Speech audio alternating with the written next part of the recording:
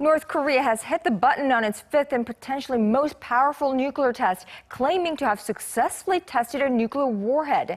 The South Korean government, from the nation's top office and defense ministry to foreign affairs and unification ministries, they're all on full alert.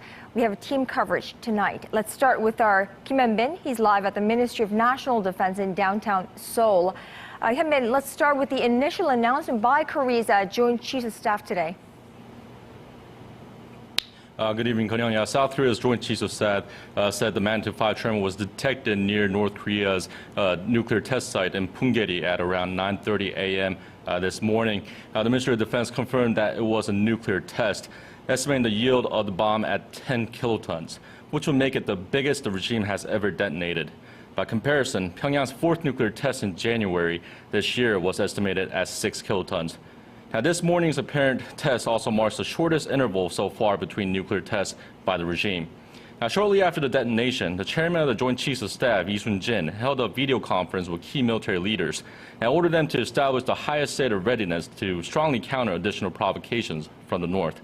He also called on the nation's troops to keep a lookout for any unusual activities north of the border.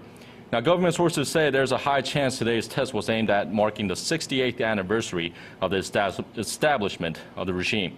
Now, North Korea has conducted 5 nuclear tests so far, which were in 2006, 2009, 2013, January of this year, and now today.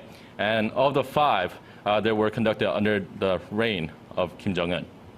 Right, Hyun-bin, the South Korean military made another announcement today regarding the implementation of a new plan to counter North Korea's nuclear and missile threats. Give us the details of that plan. That's right. Previously, there were 2 steps to counter North Korea's missiles and nuclear threats. The first is the kill chain, and the second is Korea Air and Missile Defense System.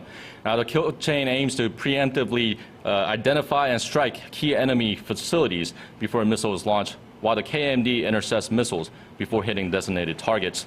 Now, a third step has been implemented today, known as the Korea Massive Punishment and Retaliation. Now, if North Korea plans to threaten South Korea with its nuclear weapons, Seoul will spare no measure to retaliate by targeting the regime's core. Now, let's hear what the JCS has to say. Our third defense stage, the KMPR, should retaliate against North Korea's nuclear weapons by targeting the regime's leader and military headquarters.